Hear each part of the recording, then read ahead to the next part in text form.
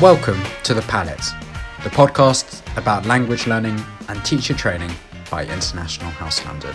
My name is Ted, and in this English conversation podcast, I'll be speaking with my colleague Alex, who is very passionate about music and will tell us about his favourite artists, songs, and the best music venues and festivals in the UK. Hello, and welcome to this English conversation episode of the PALLATT.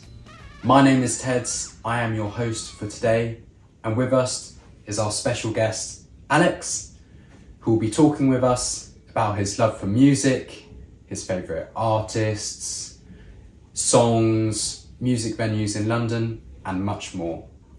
Welcome, Alex. Thank you for joining us. Thank you for having me. Brilliant. So let's start the podcast with talking a little bit about Eurovision. So for any listeners who don't know, Eurovision is a European song contest where different nations have one artist who sings one song, and at the end there is a jury that votes for the best, and also viewers can vote as well, and then there is one winner. This year it was Sweden, but did you watch Eurovision? I did watch Eurovision. I watch it every year, but I never watch it for the contest itself. I usually watch, not for the songs, not for the music, but usually just for this sense of feeling of competition, and for especially for the last the voting process. I think it gets everyone together, especially if your friends are from different countries. It kind of, everyone's obviously cheering when the country gets the most points. And yeah, I was definitely 100% rooting for Sweden this year because I'm a big fan of Loreen.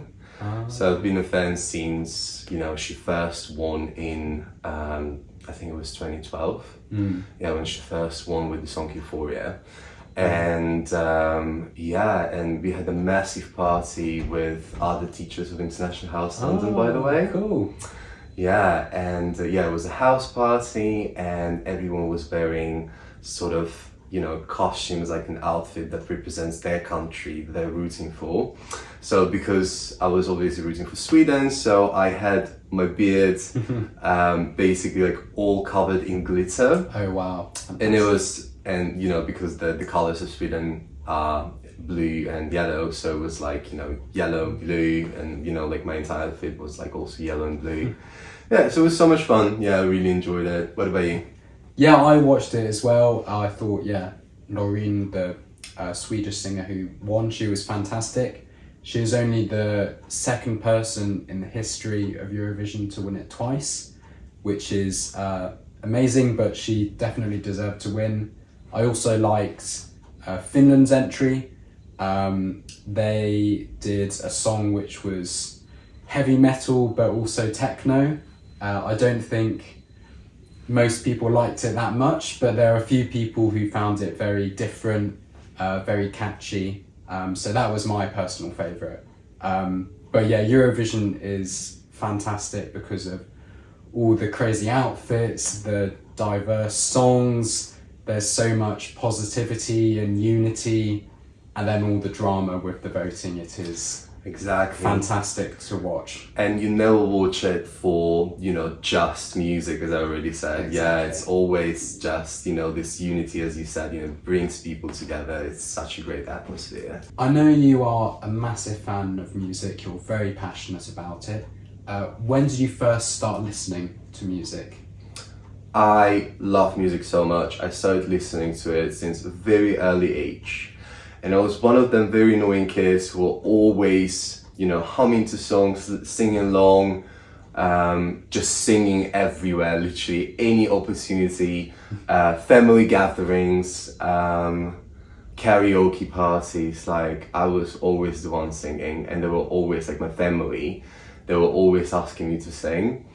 And that kind of that, and my family is also very into music. They love music, and I discovered that my family discovered that I could sing very early on, And then, you know, I went to music school, so I studied music professionally for so many years, and I also did my undergrad in music, classical music performance. I did my MA in music business management, so music has always been there for me, has always been in my life somehow. You are music. I am music, I am music. And when you were growing up, did you have a favourite artist you enjoyed most? So when I was growing up, when I was like 7, 8 years old, I think like my favorite music artist, I'm not sure if you remember Tattoo, a music band. Oh no. They had the song All the Things You Said, All the Things You Said running through my head. Yeah, that's iconic, yeah. So, yes, they're originally from Russia, and they were the first music band that made it worldwide famous, internationally. So they won so many awards. They were performing at the MTV VMA. So they were like on the charts in the UK.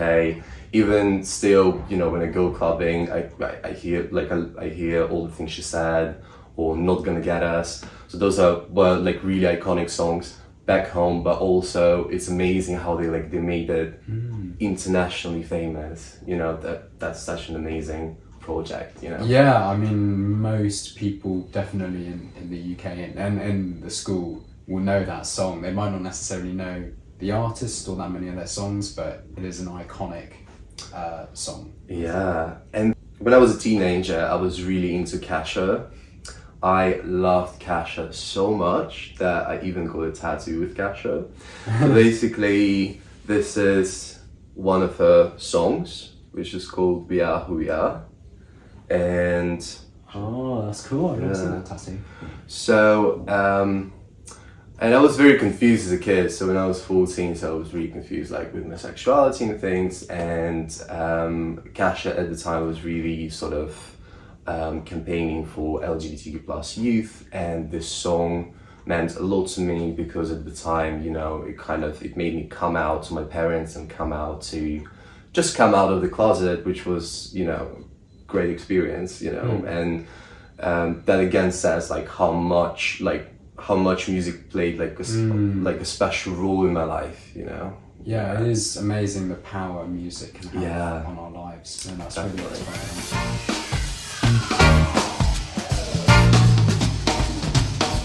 So fast forward to the present now. Who do you like listening to now? So since I am music, I love listening to all kinds of music. So if I had to pick a specific genre, I would say pop music, R&B. I love hip hop. But mostly just mainstream pop. You know, so it's such a great genre. It like never disappoints me. Obviously, there are songs, you know, on charts that are sometimes really annoying. But yeah, overall, I would say that, you know, whatever is being released, I'm always the first one to check out and just like make my opinion about it, you know, if I like it or not. And if I had to name specific artists that, I think you can see my little t-shirt with Adele. Oh, I love Adele. Yeah, so I saw Adele live back in, I think it was 2016, and it was actually my first concert in London. I was really excited, and it was such an amazing show. And she was also, you know, she was interacting with the audience a lot. She was, you know, joking.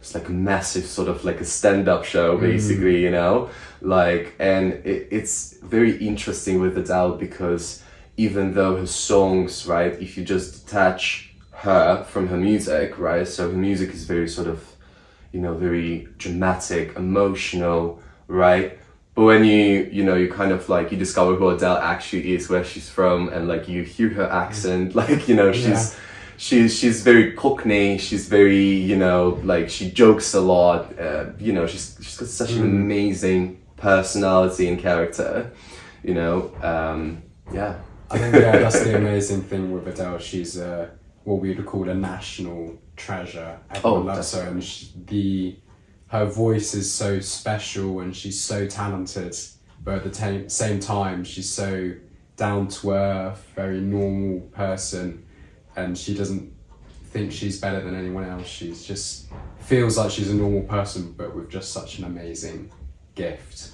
And I would absolutely love to see Adele. I would do anything to see Adele. But the thing is, she is so famous now, it isn't possible to get tickets. So you were very lucky to see her in 2016. I actually took a selfie with her and I had like a little tiny chat with her No during the concert. Oh, so I was basically sitting, long story short, right? So I sneaked in the VIP area, which was like literally just next to the stage because I was crazy fanatic. Because it was like a, you know, VIP sort of setting, right? So there were people who were like definitely like older than me, into music, but not crazy about it like I am. And then, she started singing more like dancey songs, like, Water Under the Bridge, and things like that. She was like, guys, like, come closer to the stage, right? And I was the first one, obviously, to like run. And then, I just shouted, Adele, let's take Adelphi, because I thought it was funny. And she was like, yeah, how do you want me to pose? And so we did a little selfie, and then she was like, oh, where are you from? I was like, yeah, I'm from Russia. She was like, oh my god, you came all the way from Russia to see me? I was like, yeah, actually I wasn't. Maybe 5 minutes away. Yeah. So yeah, that was my Adele life experience. Are there any other British artists that you like? I love Ellie Goulding. I actually just met her like in real life, it was like a couple of weeks ago.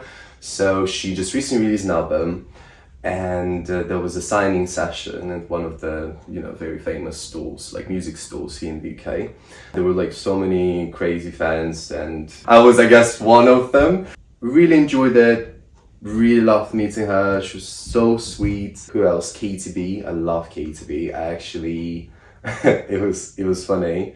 I actually bumped into her in the club. No way. Yeah, so it was XOYO in Old Street. And I used to live in Old Street, and I just went for a night out. And and my friend was like, oh my god, is that Katie B? I was like, yeah, it could be her. And then, definitely it was her. And so we took a selfie as well, and she was really sweet, really nice. And I was like, oh, I wish I had my vinyls with me so she could sign them. If only. There are two music markets, right? Think about it. So it's US and UK. So obviously UK has so much to offer. So like Florence and the Machine, right? Such an amazing artist. And, so many legendary rock bands like Queen, and if you like into dance music, as already mentioned, KTB, Calvin Harris is from the UK. So many amazing artists. All you have to do is just go on Spotify and, choose a playlist like Made in the UK, and you will see them all. That was a very good tip, actually, yeah. But I think in the UK there are so many different genres of music that are so popular.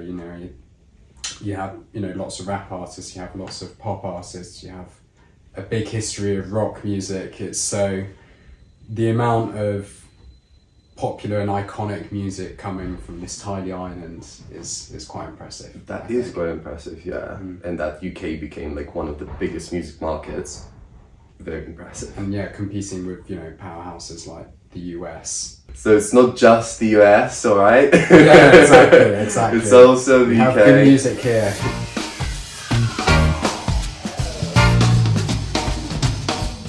What are your favourite music venues in London? So I would say the O2 Arena, of course, iconic. Roundhouse, I love Roundhouse. It has such a great atmosphere, such a great vibe. It's it kind of brings you closer to the artist that you're seeing, right? Because obviously when we are talking the O2 Arena, it's massive, right? So you can't really build that connection with an artist.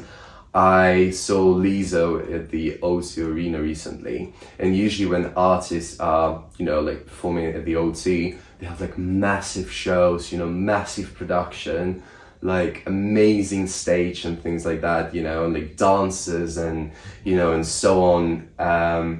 Whereas, when we're talking like Roundhouse, something smaller, it's like much more intimate, it's much more, as I already say, you can connect with the artist, you can, and when, people are singing along, it like such a great like vibrant atmosphere, because like, obviously you can like hear other people singing and you're like, oh, it's everyone on the same level, it's such a great feeling. Yeah, so even though like I like big arenas, but I also like really like small intimate venues as well. Yeah, I've recently been to Alexandra Palace as well. That's another great venue I want to give a shout out to. And it's inside and it's this massive hall and it's all standing, which I really like as well, because then you can get up and dance and stuff. I don't like going to gigs so much where you have to sit. So I find it quite hard. Yeah. Because, people don't want you to stand up and dance, but you kind of want to. But Alexandra Palace as well is a great venue. Yeah, and like weird coincidence, right? So like he saw Avril Lavigne, and then I saw her the next day at Ali Pali. Yeah. And we just found out while preparing for this podcast. I know. What are the chances of that? That's insane. And she was fantastic as well. Okay, so moving on from music venues, have you been to any festivals here in the UK? So I'm desperately trying to get tickets to Glastonbury every year, but I always fail. So if you got tickets, hit me up. But yeah, the festival that I actually visited Mighty Hoopla last year. It was such a great festival. I really enjoyed it. By the way, KTB was performing there, so that's why I came. So also there was All Points East, which is also an amazing festival. Reading Festival. There are so many, like, you literally can't choose. I think, there are, for any listeners who are coming to London in the summer, there are lots of day festivals throughout summer, all points of London. And then also there, as Alex said, there are bigger weekend festivals where people camp, such as, Glastonbury, which is one of the most famous festivals in the world and it's impossible to get tickets for. I also tried and failed to get Glastonbury tickets, so I'll get the second ticket, please. After me, though. After you, definitely. And then also, Reading Festival, which I've been to quite a lot. There's a great music scene in the UK with great venues, great festivals, great artists. One final question for you, Alex. All right. If you can only listen to one song or one artist for the rest of your life, who and what would it be? That's a very difficult question. Sorry to be very mean. Especially being music. So it's always changing. It's always changing. So like maybe 5 years ago was, I would say one artist, and right now I would say another artist. But at the moment, I'm listening to Ray non-stop. Yeah, so there is one song called Escapism by Ray, which I listen to all the time, non-stop these days. So at the moment, I would say that song, but then it might change. It might change. I'll definitely give that a listen. Yeah, I'll definitely do. Yeah, it's such a great song. It has such an amazing beat to it. It has such an amazing production. Her voice is amazing. It has like rap parts, and also there was like a massive outro at the end. And the song is about the breakup. So in the song, like, she's basically, singing and rapping about, that her ex-boyfriend, sat her down last night and he told her that it's sober. And then she basically, started clubbing and, drinking, and that song kind of resonates with me because, I feel like I'm a bit of the same, if I go through a breakup or something like that, yeah, I'm really sad. And I usually go clubbing like crazy. I turn into a party animal for a while. But that's so funny because like even though you're partying, like you're supposed to have fun, but you're actually really sad on the inside. And then and all the people are like, oh, you're right, and you're like, yeah, I'm fine, even though you're already like 10 drinks down and you're just absolutely wasted and and very sad. Well, thank you so much, Alex. You've been absolutely wonderful today. I've loved chatting with you and hearing about all your experiences with music, favourite songs, artists, venues, festivals, the whole thing. It's been an absolute pleasure. So thank you very much. Thank you so much for having me. It was an absolute pleasure chatting with you. Awesome. And thank you very much for listening to the podcast. This is the end of this episode. And I'm coming back, so stay tuned. Alex will definitely be back. But tune in next Tuesday for the next episode of the English Conversation podcast. See ya.